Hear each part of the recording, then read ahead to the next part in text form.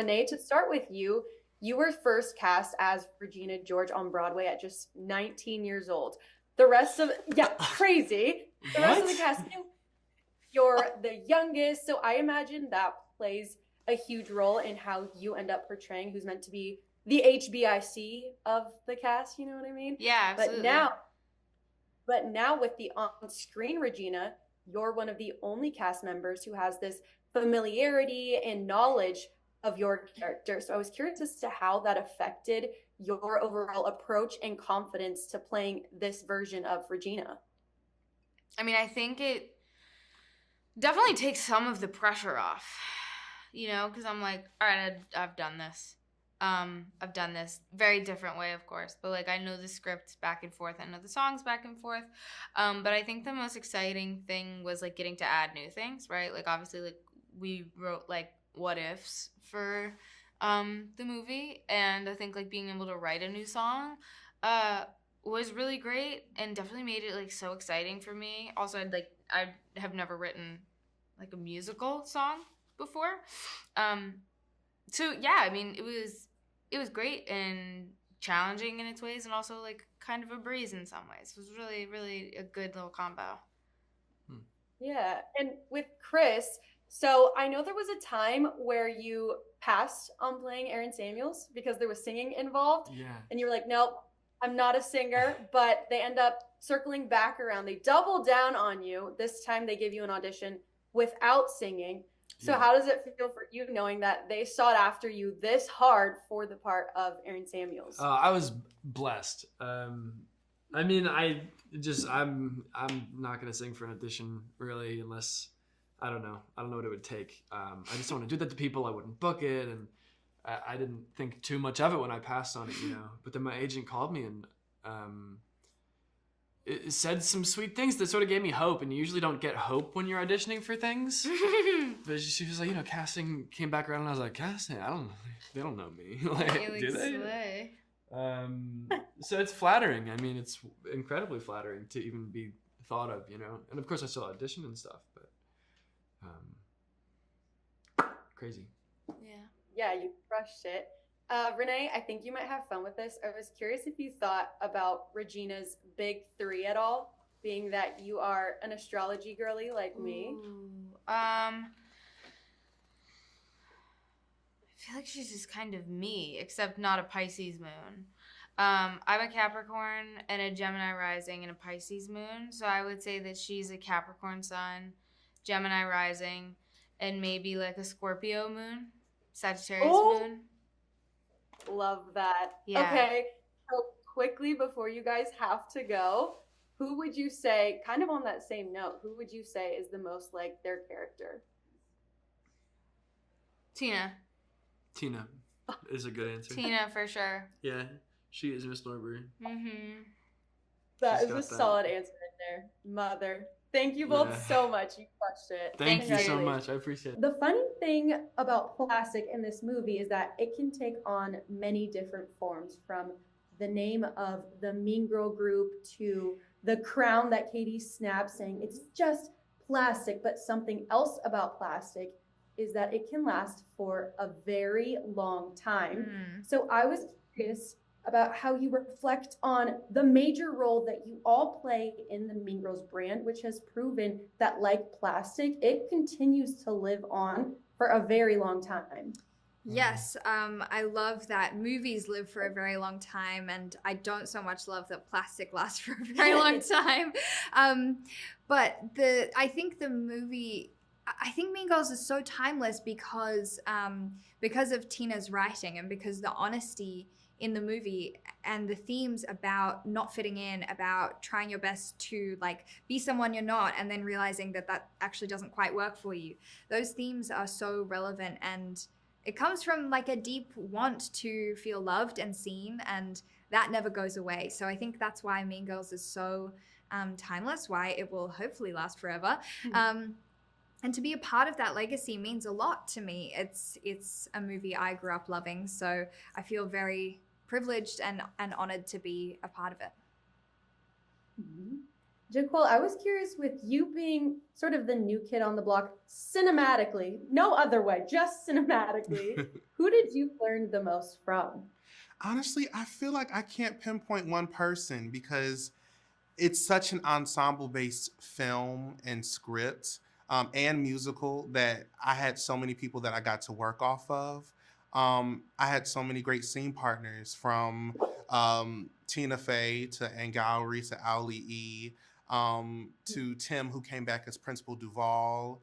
I mean, everybody, even just like working in the studio on music, like just learning new things every day.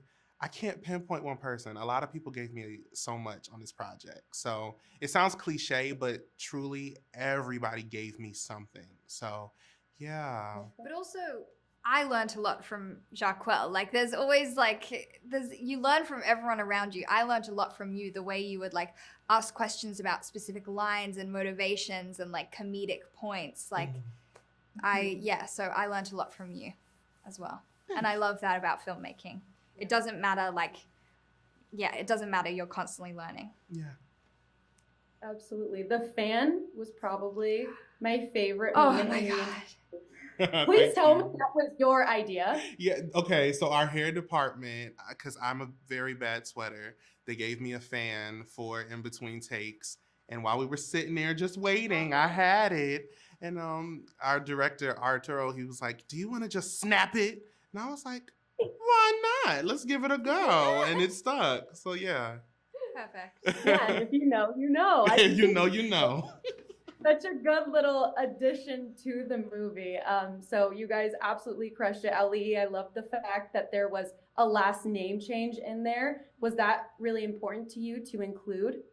It was actually really important to Tina. Like, I would be perfectly fine playing, Janice and Sarkisian. Like, I'm already putting myself into this IP, and I'm really grateful for it. But yeah, I love that added bit of representation. I'm grateful that she actually came to me instead of going to, Google and being like, "Wait, what would be a great last name?" I'm like, "Thank you for asking me. I can give you a list and what they mean and like what they represent." So Imi Ike is like striving for the summit or striving for the stars, like wanting more. So that's what Imi Ike is. Oh, I didn't know that. That's amazing. Yeah.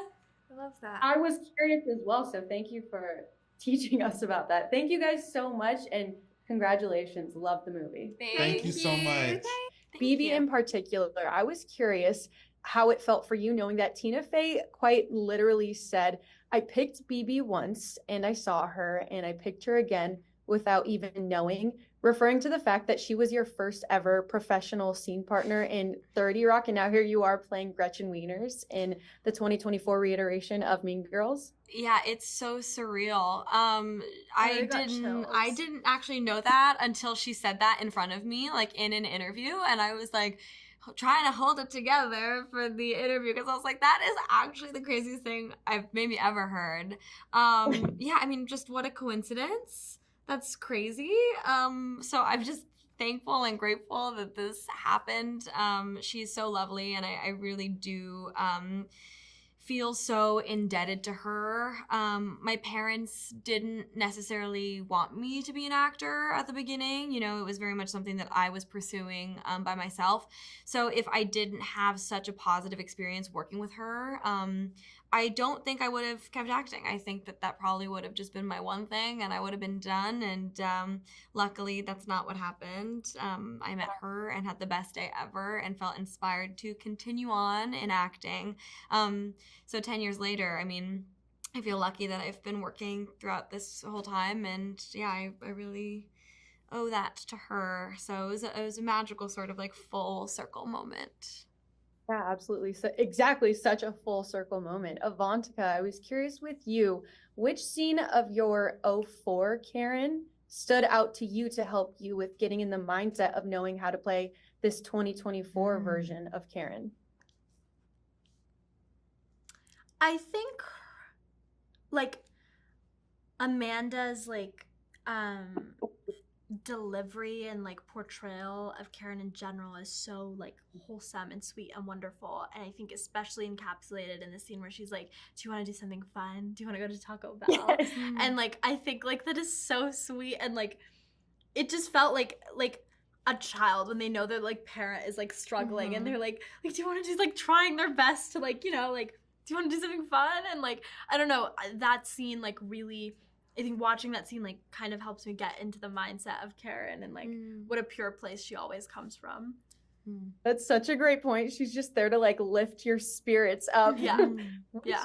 This one's a little bit more fun for both of you. Who would you say is the most like their character? I would probably say Jaquel. I think Damien is just so funny, and Jaquel's always making me laugh. Also, Damien is an incredible singer, and so is Jaquel. So a lot of musical talent there. I think all of us see ourselves a little bit in Gretchen, but I think Auli'i and like Janice feel very similar almost in that they're both such like fierce powerhouses, and like I think Auli'i carries like a lot of that essence of just like someone who really stands up for what she believes in and stands up for others and her friends and her loved ones, like with such power.